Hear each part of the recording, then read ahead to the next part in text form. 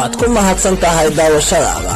Fadlan nagu taageer subscribe and like, dhiirigelin ayay noo tahay.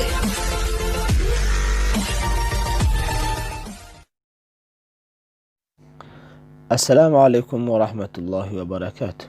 ولكن زكي بيوكم عدر تيجازكو هالك أنا قد ونسين وبرتنا كلنا يوتيوب تيجازكو أوفيشال. ما أنت وحنا إذا ودا برنامج نوع عصب وإن شاء الله أنا قبل قدونا وحياب مهمة.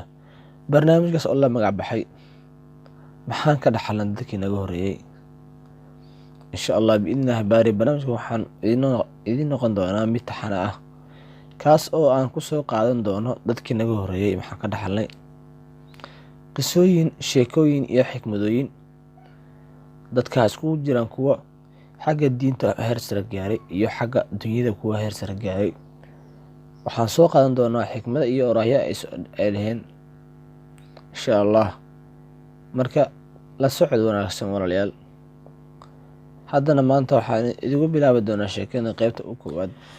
maantana qaybta koowaad waxaan ku soo qaadan doonaa xikmadihii iyo oraahyadii Imaam Shaafici rahimahullahu ta'ala, asaasihii madhabka Shaaficiyada. haddii aan sheekadayda soo gaabiyo oo aan ku bilaabo oraahyadii iyo xikmadihii aan ka soo qaadanay Imaam Shaafici, waxay ku bilaabayaan sidan tan: qofka wax laga caroodo lagu sameeyo oo aan caroonin waa dameer. qofka wax lagu raali noqdo lagu sameeyo oo aan raali noqon isaguna waa shaydaan. dadka oo loo wada furnaada waxa ku dhaxalsiisaa saaxiibo xun.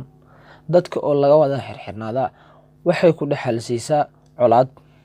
hana wada furnaan, hana wada xirxirnaan, ahaw mid dhexdhexaad ah. aqoonta ficil la'aanta ahi waa isla weyni. bini aadamka oo dhammin way dhintaan marka laga reebo kuwa aqoonta leh. qofka jecel in alla qalbigiisa u furo oo xikmadna ku arsaaqo, cibaadada ha badsado, cuntadana ha yaraysto, laba qolna yuuna raacin. dadka maangaabka ah iyo culimada kuwa aan anshaxa iyo cadaaladda lahayn. ruux kasta oo aan siiyey qadarin aanu mutaysan waxa uu qadarinteeda lumiyey in la eg intii aan ku kordhiyey maamuuskiisa. haddii aad aniga si gooni ah iigu nasteexayso waad ii nasteexaysay. haddii aad si dadka hortooda iigu nasteexayso waad ii fadeexaysay. khaladka iska nac, balse ha nicin qofka sameeyey. ninka u malaynayo inuu ka nabadgelayo dadka carabkooda, kaasi waa waalan yahay. ilaahay ayay dhaheen laba ilaah ayuu saddex ku yahay. subxaana allah.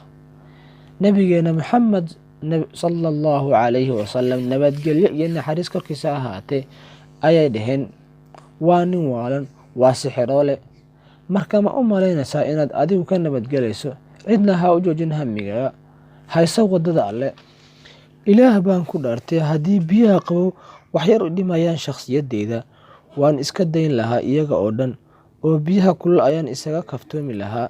qofkii dadka hadaladooda kuu keenaa hadhow buu adna kaa qaadaa. qofkii dadka kugu ag xantaa hadhow buu adoo maqan ku xantaa. qofkii marka aad raali gelisid kugu sheega wax aadan ahayn, hadduu hadhow kaa xanaaqo wuxuu kugu sheegaa wax aadan ahayn. xaqiiqdii dad ayaa geeriyooday oo adduunyada ka tegay, laakiin waxaa nool sharaftoodii oo weli magacoodii ayaa la hayaa, misna waa loo duceeyaa oo la ixtiraamaa iyaga oo dhintay. dadna way nool yihiin oo weli ma dhiman, laakiin dadka dhexdooda ayay ka dhintaan iyaga oo nool. haddana waxaan soo gaarnay guntii iyo gabagabadii barnaamijkeenii maxaan ka dhaxalnay dadkii inaga horeeyey. maalin maalmaha ka mid a ayaa dadkii ku hareersanaa Imaam Shaafici waxay weydhaheen, Imaam Shaafici bal inagoo sheeg wax shay waajiba oo laga sii waajibsan yahay, shay cajiiba oo laga sii cajiibsan yahay, shay dhib badan oo laga sii dhib badan yahay, iyo shay dhow oo laga sii dhow yahay. wuxuuna yidhi sida tan: dadka waxaa waajib ku ah inay toobad keenaan, waxaase ka sii waajibsan inay dunuubta ka dheeraadaan.